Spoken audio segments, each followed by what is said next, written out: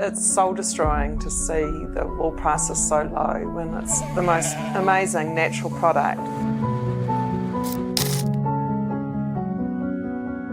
In 1896, a New Zealand farmer sent 400 sheep to an uninhabited island in the South Pacific. It was meant to be a wool harvesting paradise, but everything fell apart. The sheep were abandoned, left to starve. It would be a huge economic negative for our country if we saw the wool industry disappear. But decades later, explorers returned, and what they found stunned the world.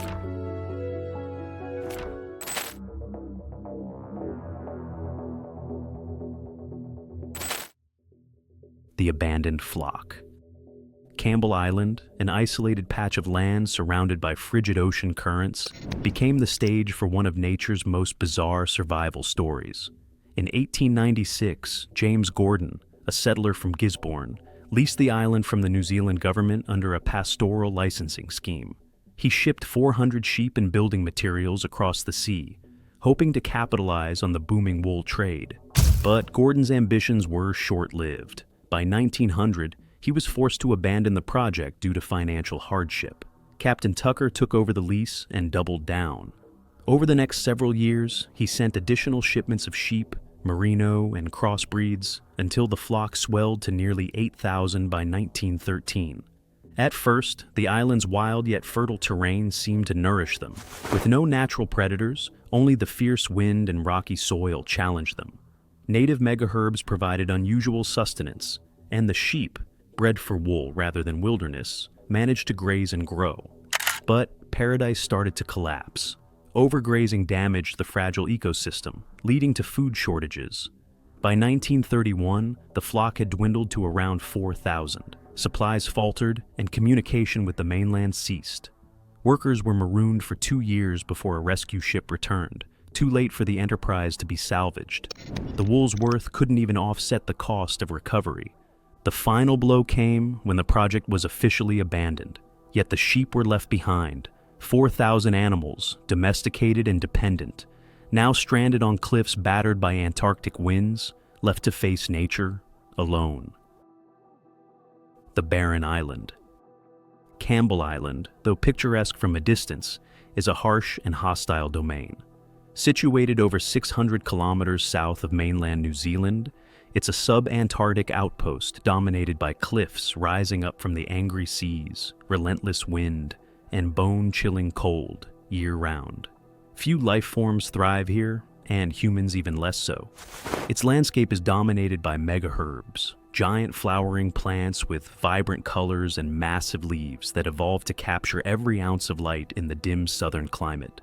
These resilient plants, such as the giant Ross lily and Campbell Island daisy, form vibrant patches across the island's tundra. Though edible for sheep, their nutrient content is not ideal for domesticated grazers bred on lush pasture. Wildlife on the island is sparse. There were no native land-based predators, and the remoteness kept invasive species at bay. But that didn't make it a utopia for sheep. Freezing rain frequently lashed the island. The winds weren't merely strong, they were constant. Grazing meant bracing against gales powerful enough to knock over smaller animals. And yet, in some strange twist of fate, these conditions enabled an evolutionary crucible. With no wolves, coyotes, or even feral dogs, the only threat was the elements themselves. Bugs could not survive, meaning no parasites like the blowfly, to which sheep are notoriously vulnerable. But survival remained a tall order. These sheep were no longer on a farm. Their wool wouldn't be shorn, risking diseases from overgrown fleece. They had no feed troughs, no protection from storms, no vet to call anyone sick. In most scenarios, this would mean slow starvation or mass mortality. Instead, the island became a natural laboratory, one in which these abandoned animals began to face nature's most brutal test, and certain unexpected qualities started rising to the surface. The survival crisis. The first few years after abandonment were devastating. Without shearing, sheep grew heavy coats that soaked up moisture and harbored dirt. Some became so weighed down, they struggled to walk. Others simply starved, unfamiliar with the wild flora or unable to forage adequately. Diseases spread among the weakened, and lambs born in stormy conditions often perished. The toll was severe, but something remarkable began to happen. Among the thousands, a few hardy individuals survived, those whose genes granted them stamina, toughness, and behavioral quirks that might have once seemed inconsequential. These sheep endured the gales, resisted illness, and found more efficient grazing strategies. They bred. Natural selection, unhindered and unplanned, had begun in earnest. Over generations, traits emerged that defied expectations. Their limbs became longer, better for navigating jagged cliffs and trudging through waist-high megaherbs. Their heads sat higher, likely to spot threats, or, more practically, forage in scarce terrain. Their wool grew not just thicker, but coarser, evolving to manage constant exposure to rain and wind. Some even began shedding parts of their fleece, an echo of their wild ancestors. Remarkably, behavioral changes emerged too. Lambs were born standing up, an instinct born of necessity in drenched, freezing terrain. Within minutes, they were walking. No time for weakness in such a place. Mothers stood during birth, a rare behavior in sheep, likely evolved to keep newborns from succumbing to the soggy earth. The population teetered, but persisted. The number of sheep dropped sharply at first, but stabilized as the weak died off, and the strong survived. And as the herd diminished, the damaged vegetation slowly rebounded, giving the survivors renewed access to food. By the 1950s, the population began to grow again, from just hundreds to over 1,000. These feral flocks became more elusive and wild with each passing year. They walked undeterred through blizzard and squall, grazing casually in winds that would ground helicopters. The sheep of Campbell Island had become something new, not domesticated, not truly wild, but something extraordinary in between. The rescue effort. By the 1970s, conservationists had grown concerned. Campbell Island had been designated a nature reserve, and efforts were underway to restore its native flora. The sheep, now numbering in the low thousands again, posed a serious threat to this effort. The solution: eradication. But before that, scientists needed to preserve a genetic sample of what had become a biologically unique population. In 1975 and 1976, a bold expedition traveled to the island. Their mission: collect individuals for study and breeding on the mainland. But this wasn't like loading farm animals onto a trailer. These sheep had reverted into a kind of wild mode. They were fast, strong, and unyielding. Gathering them was a struggle. Helicopters and whistles were used to herd them, but these survivors didn't obey commands. Eventually, 58 were captured. The healthiest 10 were chosen to represent the lineage. These select few, powerfully built, unfamiliar with human touch, were tethered with collars and hand-led over a rugged 2-kilometer route to the coast. The scientists physically carried many of them across rocky terrain to the waiting ship. Back in New Zealand, they were treated not as livestock, but as living relics, survivors of an accidental experiment in evolution.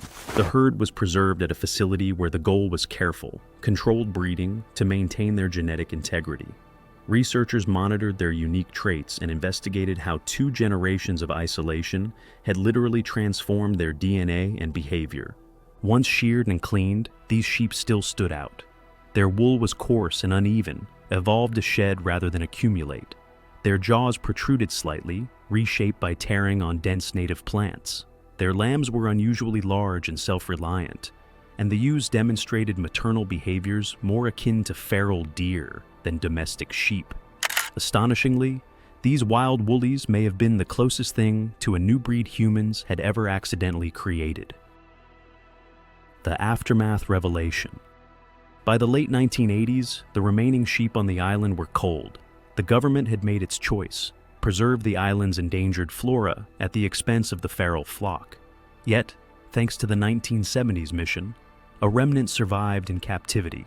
For years, the Campbell Island sheep lived in rural New Zealand, monitored by breeders and scientists alike. But the story didn't end there. In 2017, tragedy struck. 5 of the rare sheep were stolen and slaughtered from a protected property. It was an unspeakable loss, not only for the breeders who guarded them, but for science itself. The genetic heritage of those sheep represented more than a century of unbroken lineage from the original 1896 flock. Some of the culled ewes were pregnant, compounding the blow. Today, just a few dozen Campbell Island sheep remain. Their owners fight to protect their legacy, not just as an unusual breed of wool producer, but as a living embodiment of evolutionary transformation. Scientists continue to study their DNA, noting resistance to parasites and diseases typically debilitating to mainland sheep. They've become a case study in how geography, environment, and pure chance can accelerate evolutionary change. And they raise bigger questions. How quickly can life adapt with isolation? What traits win out when the hand of human breeding is removed entirely? The Campbell Island sheep aren't just wool-bearing livestock. They are a reflection of nature's hidden engine, working quietly over decades on a lonely, windswept island. The Campbell Island sheep defied every expectation, transforming from helpless livestock into pioneering survivors shaped entirely by their environment. Their story reminds us how life, left alone in the wild, can reshape itself completely. Thanks for joining us. Like, comment, and subscribe for more incredible true stories.